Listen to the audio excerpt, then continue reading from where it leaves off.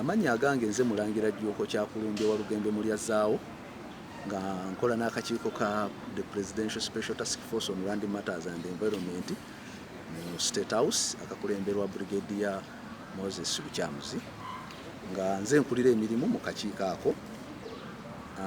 Ensonga eyo gye mwogerako eya Major Mark n'ettaka lye ery'oku kizinga ky'Embeya, ensonga eyo twagifuna wano yava ku Lumumba Avenue ewa Fande Gertrude Njuba ne baforwardingira fayiro eyo okubeera nga tuyamba omusirikale waffe oyo Major Mark, era fayiro omukulu yamutuukako General Lukyamuzi nampita n'aginkwasa nemba nga ntandika okugikolako. Nagikolako okunoonyereza, Major namuyita mu office najja nambuulira engeri gye yagulamu ettaka era nankwasaganya n'abamu ku be yali yagulako ettaka ebiseera ebyo abaali mu America. Saakoma okwo nesitwa ne ttiimu yaffe okugenda ku kye tuyita locus visit okulaba ekifo ekyali kyogerwako ku kizinga Embeya, era ne tutuukayo. Tumala okutuukayo ne tuverifyinga byonna ebyali byogeddwako, nasangayo ganga y'abantu be baali bataddeyo nga batandise okuzimbako obuyumba obw'ekimpatiira nga baagala kuyingira buyumba obwo, then balyoke bagende basecuwalinga already court order yali already nga bagisecuwalinze ebakiipingira ku ttaka eryo ebakuumirako nti ttaka lyabo. Nakizuula nti omwami gwe baali boogerwako tuna masiko y'omu ku baali bakulembedde ebyokwagala okutwala ettaka lya Major, era namuyita nantegeeza nti agenda kujja ku ofiisi yaffe kyataakola. Nagenda okukizuula ng'emabega waakyo oluvannyuma lw'okulemererwa okujja ku ofiisi yalina abantu abamu abaali bamuwaga ettaka eryo okwagala okulitwala ku bwereere. Kigambibwa nti yalina yasooka n'akolaganako ne bannannyini, naye oluvannyuma enkolagana eyo n'etagenda bulungi era akasente ke ne bakamuddiza ku akawunti ye. Era nze omu ku baagamba regional side okuwandiikira Bank of Uganda. Bank of Uganda ne tukonfaminga nti ddala transaction yaliwo naye akasente baamala ne bakaddiza ku akawunti y'oyo Twina Masiko, era n'aka withdrawing n'akajjeyo n'akakozesa n'okukakozesa ebibye. Naye mu nsonga eno mulimu omwami gwe bayita Honorable Kabaziguruha, omulala bamuyita Kabulaho na Kenneth. Abo abantu bafuuka balinga abafuuka balandi grabbers mu ggwanga, be batambuza omwami Twina Masiko okumujja mu ofiisi eno okumuzzamu eno, be bamutwala ku Ssemwayo eyo ne bamutwala Embuya ne bamutwala Makindye ng'agenda abulaakameiringa omusirikale waffe nti agenda n'abasirikale n'abatiisatiisa, so nga nze nagenda n'abasirikale aba unity yaffe okulaba nga tuyamba omusirikale waffe. Yali yeekubidde enduulu mu buli ofiisi yonna gy'omanyi, naye ng'abaami abo bagaziguluka ku lw'okuba baali babaddeko ba parliamentarians nga tebagambwako. Ono omulala ono Twina Masiko nga bafuuse kugamba buli police officer poliisi yaabwe tebagambako. Omusajja n'alwanako okutuusa lwe yalemererwa. Nze nennyini nesitula ne ngenda abayaaya abo ne mbagoba ku ttaka eryo ne mbaggyako. Effujjo lye baali bakola lyonna nga nnyambibwako police station y'eri egindi Katosi ye yannyambako. Abasajja ne tubajja ku ttaka ly'omusajja, Major ne tumukwasa ettaka lye officially era ne tumugamba atandika okulikolerako. Okuva ne kwolwo abadde alikolerako. Recently ngenda okuwulira ennaku 2-3 emabega nti ate Kabula Twina Masiko ne Bakabaziguluka ne baani bamobilizinze ttiimu y'abavubuka kubamu be twasangayo abaana abato abamu ne lisiti ngirina mu ofiisi. Baali babajjeeyo Kibaale, abalala Kiboga, abalala wa abavubuka abamu nga baana bato tebannaweza na myaka 18 kuba lisiti ngirina yonna nga babaleese okwo, era be bamu ku ttiimu z'ebirowoozo ezimu ze baakomezzaawo okubeera nga badimolishinga ennyumba y'omusajja nga bwe mwagirabye mu mawulire, ne babeera nga buli kimu bakyonoona, fensi ne bagiteeka wansi, emiti bagitemye, mayumba bagamenye.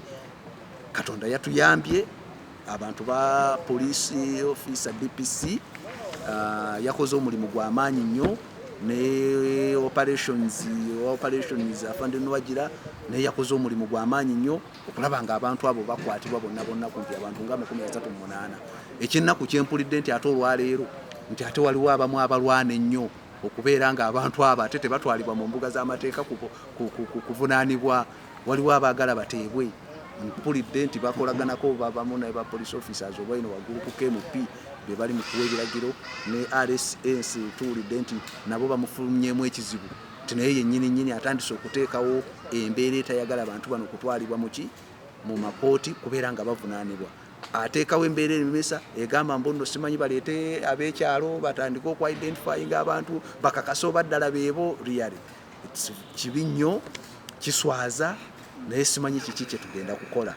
Ntwala omukisa guno gwonna, ntwala omukisa njagala kukusaba n'obutemu bweyongedde. Omuntu ava mu mbeera n'agenda akwata ejjambiya kati nga Meeja ng'oyo oba n'abantu abalala bw'akwata ejjambiya oba akwata emmundu. Si bakuumaddembe bokka nti be bayinza okwekyawa ne kivaako omuntu okuleetawo obumenyi bw'amateeka n'abantu abalala bonna, kubanga buli muntu yenna gy'okoma okumunyigiriza naddala nga agweddemu essuubi. Kati omusajja nga bw'olaba Meeja akoze akasente ke, ali ku myaka giwummula, aguze akataka ke nga kakokka katunuulidde azimba kayumba ke agende yeebake ku myaka gye takyalina kirala kyanoonya. N'obeeraawo nga ogwojja okagulabinga okatwala gw'omusuubira kukola ki bwe tuba tetuvuddeeyo kumuyamba.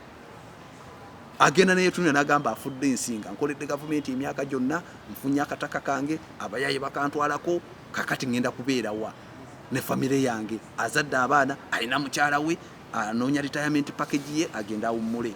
Laba abayaye bwe bajja ne bagimutwalako. Lwaki tava mu mbeera n'anyiiga? So ate si Meeja yekka oba si bakuumaddembe baffe bokka, wabula n'abantu abalala ba bulijjo. Waliwo ba civil servants abakoledde gavumenti, waliwo public servants abalala waffe tebamugoba ku kibanja kyamazeeko emyaka 7. So nsaba CDF ne deputy we afande Lumuveeyo, abasirikale baffe bangi babatwalako amataka gaabwe. Abantu bajja kutuuka ekiseera nabo beekyange akasente kaabwe katono babakakuŋŋaanyiza ne bagula akabanja kaabwe ne bagula obupoloti bwabwe ne bagula obugundi bwabwe babazimbye buyumba bwabwe. Kati ddala luyale ettaka ly'omusajja Meeja afunye akasente ke azimbyeko ennyumba ye nga bwewadde ogiraba, agimaliriza tannaba na kugiyingira.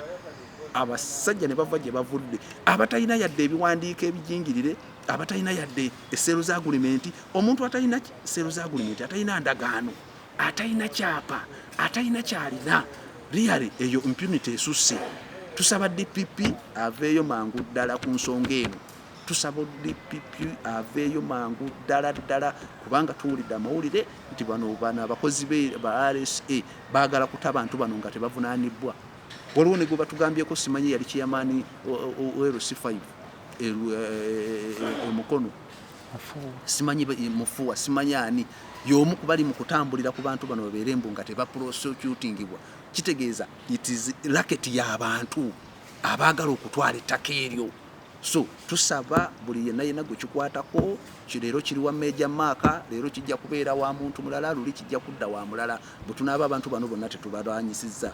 Ono Kabulaho, simanyi Kabulaho na Kenneth nalwanagana naye ne tuwuliziganya naye ebbanga ddene ne mugamba bwana Kenneth muve ku ttaka ly'omusajja, temulina biwandiiko byalyo, essente baazibaddiza ne balemerako. Ne ŋŋamba Honorable Kabaziguluka omusajja mumulekere akataka ke kataka kokka kaalina mu Uganda.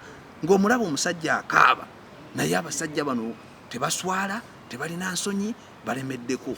So ekintu ekyo tetugenda kukikkiriza. Naffe nga task force ngenda kwogera ne mukama wange General Kyamuzi olwedde namugambye dda tubeere nga twongerako amaanyi okulaba nga Meeja tafiirizibwa. Bwe kinaaba kinneetaagisa nange kwesitula kugenda wa CDF, kugenda wa Fande Lweru, nayo nja kutuukayo. Tetusobola kukkiriza mujaasi waffe eyakwata akasente ke ak'ekinaku n'agula ttaka lye.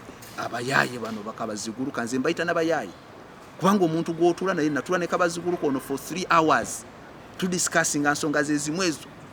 N'agamba bagenda kuva ku ttaka ly'omusajja ono Kabulaho natula naye okumala kumpi essaawa namba n'ekitundu tuli discussinga nsonga za ttaka eryo, okubeera nga ssaawa zino bakyalemedde ku ttaka ly'omusajja nga beekobana n'abamu ku ba gavumenti okwagala okulitwala. Ekyo bakikafuuwe, ekyo tekigenda kubeerawo. Kati tunaagenda eggaba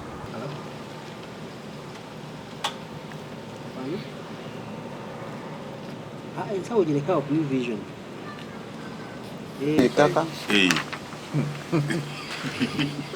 Era nabitengayo. Transfer years Anti kooti ekusaba buli kimu. Aye notomanya nti obawe wako obujulizi. Notomanya kiddako nkya. Amawulire gensobola n'ebisobola sigenda bikola. Bawulire okola ekimu nga tokisobola okufuna obuzibu bweki. Agenda kwerabisa kati. Kati kwakwerabisa tekiddako. Wakati ebambiri. Aye kye mwakola ne beebuzaabuza nti tebagitegedde ne tugenda ne mu poliisi. Inspector General wuyo n'agibavuunulira. And instruct investigations of all the criminal activities that were done in contravention of the order by Twarukoka Erasmus for IGP. Kati really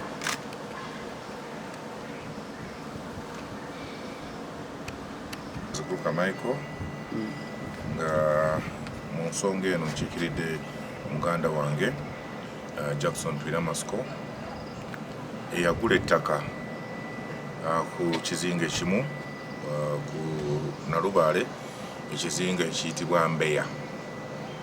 Ng'ettaka eryo yaligula ennaku z'omwezi nga 6 November 2019 oluvannyuma lw'okusasula omukyala Joyce Lutaaya obukadde bw'ensimbi 20 eyali deposit ku ttaka eryo, era ng'amangu ddala nga yakasasula deposit, Jackson yeddiza obwannannyini bw'ettaka eryo, era ne balagaana nti mu bbanga lya mwezi gumu ajja kuba amaze okumuwa balance we. Balance Jackson yazisasula mu budde bwa wiiki 2 okuva olunaku lwe baali balagaanye lwe yafuna deposit esooka. Deposit esooka mbagambye yazisasula ennaku z'omwezi nga 6 November 2019, then ku 20th November 2019 n'asasula obukadde 5 bwe bukadde 7 bwe baali balagaanye okugula eka 7 buli eka ku bukadde 10.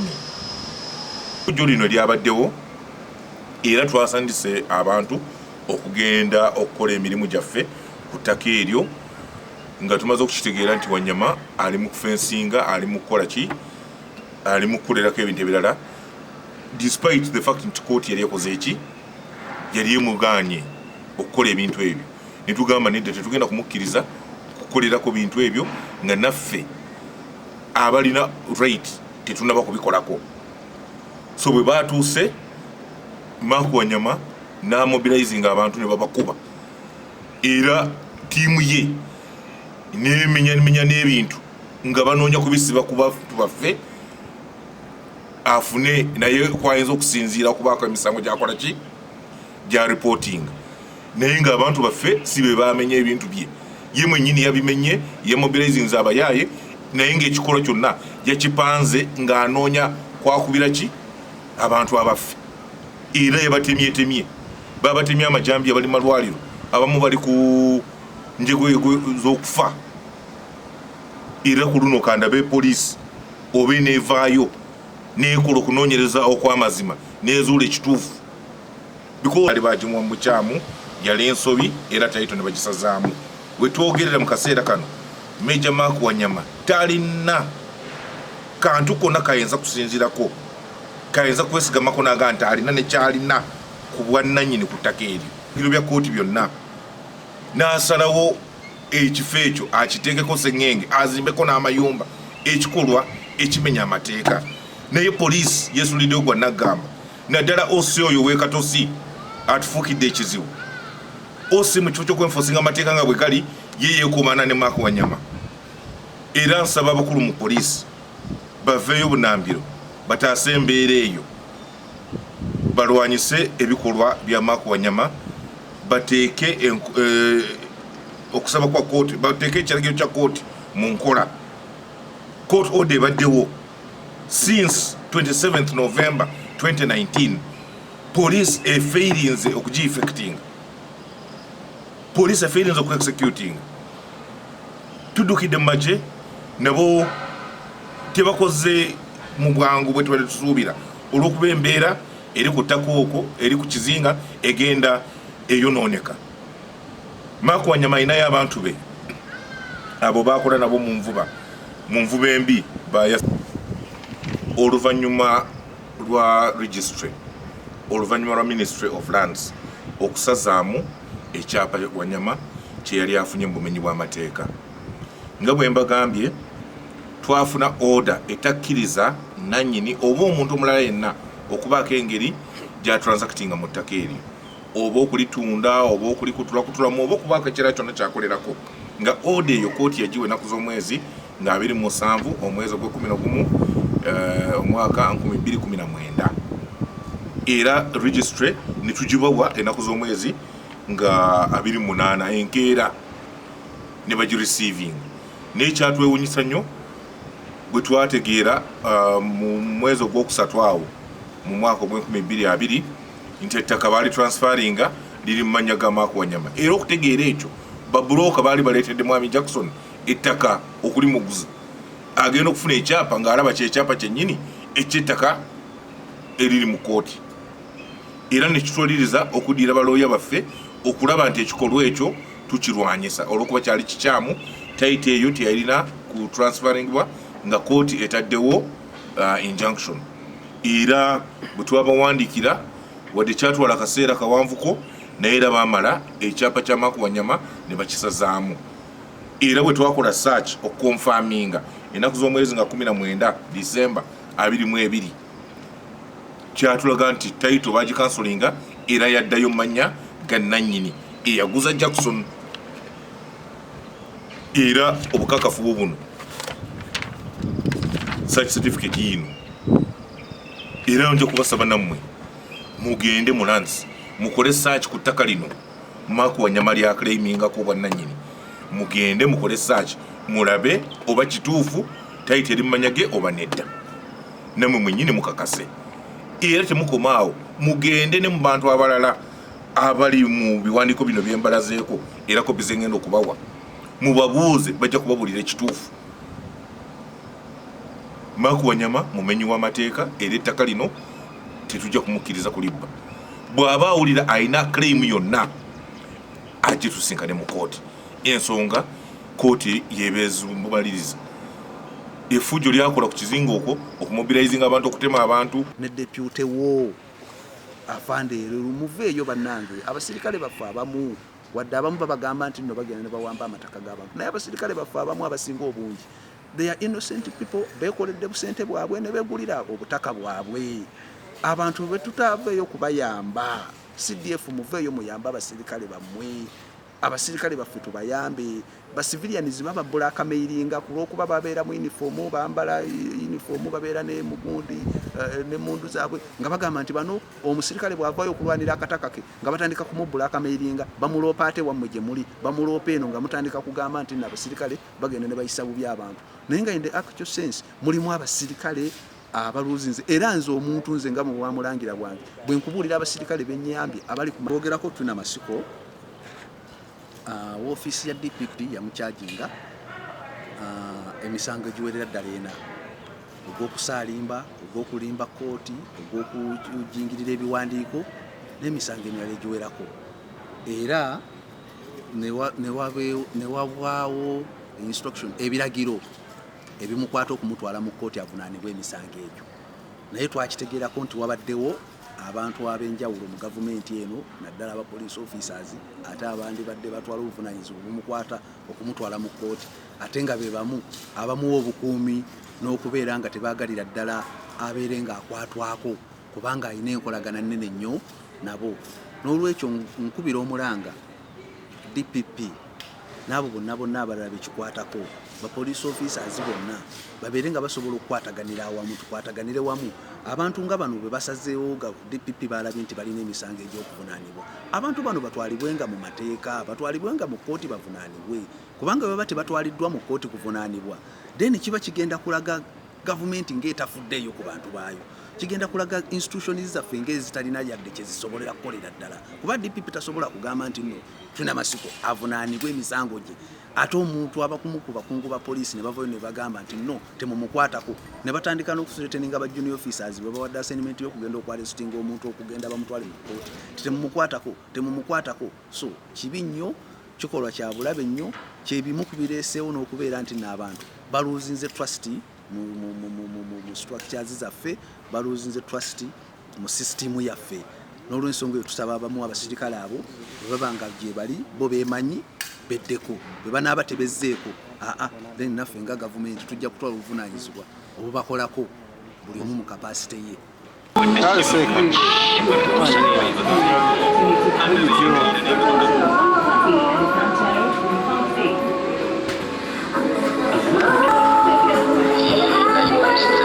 $20 million zizo, then the $50 million zizo.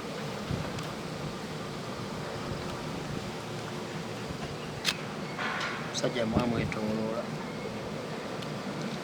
Sajja musiru.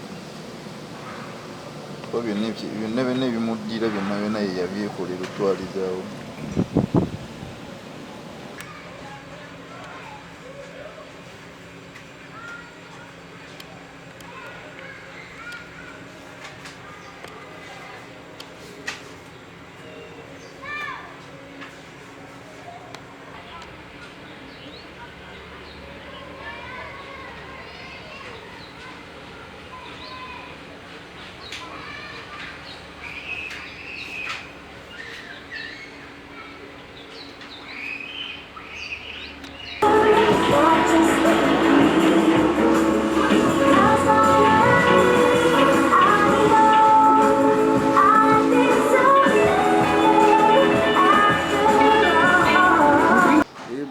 Mbadde nsaba omukulembeze anyambe kuba nawandiika mu State House ne banyamba mbadde nsaba bakimalirize era mbadde mbakubiddeko in fact bankubiddeko we balabye kino ne bangamba nti bagenda kuteekamu amaanyi kuba nze ng'omusirikale nawe enkoma n'ogoberera mateeka n'okwogera no ku TV siri suppose okwogera omugizi w'amagye yali suppose okwogera naye kuba nti kino kintu kyange nga nze bwe naasirika ennyo lwa kijaasi amaanyi gange olage nkoze nayingira mu jasi nga ndi mwana muto nga nakava ku ssomero kati maze emyaka 25 nga ndi musirikale buno butono bwe nkoze kyokola n'okwogera kati.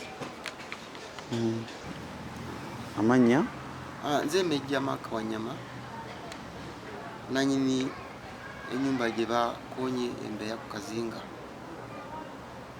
bana abaami bamutuna masiko akwatagana ne Kabaziguruka Michael yali MP wa Nakawa mbonyaabonye nabo nnyo bagenda bakola obulimba bandopa mu office batwalako mu magye bagamba nabajjamu kyokka UPDF ogenda okugoberera nesanga kazi kituufu bamanyi okwogera ebigambo nti sinayo ttaka kyokka nga ebiwandiiko byonna ebyettaka mbirina ayanguze ettaka namusinkana naye mumanyi buli kimu nkirina yampa endagaano njirina nampa ebiwandiiko bye byonna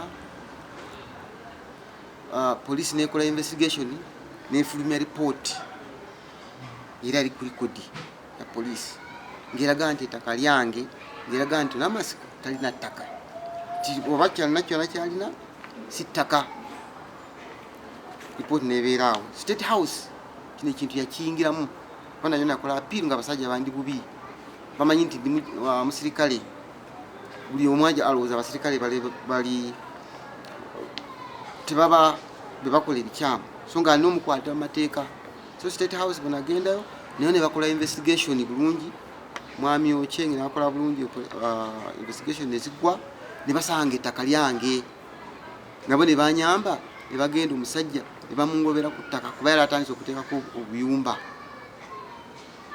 DPP nenkola ripooti ya poliisi bwe yaggwa poliisi nesindika ripooti eyo wa DPP Director of Public Prosecutions n'atunula mu fayiro omusajja n'amugulako emisango n'agamba omusajja yakola trespass ku ttaka lyange yamugulako charges nya accounts nya emu yali trespass, eyokubiri kwonna ebintu byange kuba bagenda n'eddagala ne bafuuya emiti gyange, eyokusatu forgery ya court order. So ebintu mbitukwatiza mu mateeka bisiza, we twatuka omukwata musajja n'abula, ngenda ku poliisi nengamba mwami ngatakwatibwa, nebangamba omusajja abuze. Naye omu nankubaka nagamba alina abakulu bagambye nti tetumukwata.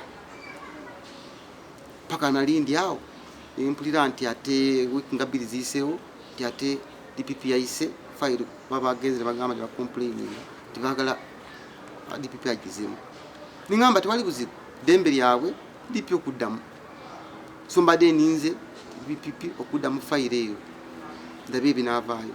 Omusajja nagenda nakona ettaka ennyumba yange, endala nagyokera ddala, nalumiza ab'okukyalo abamu tebatambula nakutambula, kuba nti abamu balingana ku byabwe nga abavubi bava ku mazzi ku byabwe. Nti waliwo bwe yayise nagamba nti awo yeekonedde ennyumba, nti nze alina omusango gw'okukwata n'amasiko, ate nze agenda nankona ennyumba eyange. Kyokka bakwatiddwa mulimu ne maneja wa tunamasiko. So mbonyaabonye n'abasajja bano balina connection, balina sente, naye gavumenti butuufu ebadde enyambye, kuba poliisi yakola report ng'eri clear, DPP n'abateekako charges, State House nekola report ng'eri clear, ne bagamba ebive ku ttaka, kuba nti just akozesa waliwo abantu bakozesa sente. Kyo bwe bakwata bano abaana 36 abakwata ettaka, kyanzijako waya ogenda ku poliisi nesangayo former yali chairman wa Mukono Mwami Senyungu ng'agamba poliisi ekatosi nti oli gwe bakubye naye abamukubye mabuleko emisango. Jukira ono yali chairman nga tunamasiko ye chairman wa land ng'oli ye chairman wa district. So waliwo ka system awo kagezaako okunemesa. Badde mbasuubira leero ogenda mu kooti tebagenze, simanyi bwaki, nakyo kati kintiisiza nnyo. Kasuubire sijja kukeera ku makya bagambe babasumuludde nti saa 48 zayiseewo zo mu mateeka. Kuba jjo nasiibye ku poliisi bonna ne bakola statement ne bagwa, poliisi nekola typing byonna ne biggwa agendi. So leero mbadde mbasuubira. Kino ekyokoona nze si kipya. Neiba wange yasooka ku neiba wange mwami bamuyita Kabonge yali azimba beach nga atandise kalina n'agikoona era ettaka bwe twogera kati ettaka yalitwala. Mwami Kabonge akyalajjana anoonya muntu anamuyamba. Waliwo neiba wange omulala mwami Kintu naye yamuyingirira. Bwe twogera kati ettaka lya mwami Kintu mulimu toyi mulimu n'emiti. So sinze nti nze nzekka kuba nze nti maybe kino kikangabwa kati abantu balabanzi naye wali buli mwaka aba. Kati wandyetaaze buyambi ki gwe? Obusookerako ddala engeri gye twakutte bano abantu 36 poliisi yakoze omulimu omulungi. Badde nsaba emalirize kino ekintu bano abantu batwale mu kooti, kuba bino kabuzuuka byagamba nti nze abasindise nga mulimu n'amaneja batwamasiko nakyo kigende wali kigwere wali, kuba bwe baba tebagenze ng'atandika kubidojingaawo nakubikyezaawo bagambe nti tebali nawo oli yabaso. Gwe wasindise agavubuka ne gakuba ennyumba y'omusajja gwe bayita Mark n'okwonoona ebintu ebirala, okwokya ekintu ekyo kyogerako kisaba. Ebyo bya bulimba ndowooza abo bantu abaagala kundeetera buzibu bwa bwereere birina kyemanyi wadde. Okay, kati yettaka olimanyiiko? Ettaka? Of course I have some land there.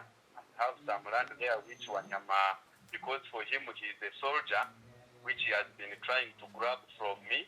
We are already in court. There is even a case in court, a civil matter in court. but because he's a soldier, he's a major, he thinks for us civilians we can be dispossessed of our property anyhow. Using his military power, that is what, and even the matter of that has even been reported to the CDF. If you investigate further, you'll really get to the bottom of it. Okay. So Kakati. now I think he's trying to cover his back by clearing himself that we are aggressors, yet he's the aggressor. You investigate. You investigate very, very well, come to the police, go everywhere, you'll get to the bottom of it and know. Okay. Kati ate waliwo omusajja yakubiddwa ebifaananyi nga akuba ennyumba ayokya gwe bayita Karuhanga. First of all, I don't even know what you are telling to me about. I've also heard from the police. I don't know. I really don't know what is there. So, But I know if you want to know the problem, he's the one who is the aggressor. He investigates very well. You know, sometimes people want to use the journalists to score their points, but you investigate very well and see. and it's the reason as to why I'm calling you. You investigate your matter and you will see. Investigate your matter very well, get to the police, come to police, whether Mukono, whether where. You investigate, you will get to the bottom of it. So please, don't allow yourself to be used, because when the truth comes out,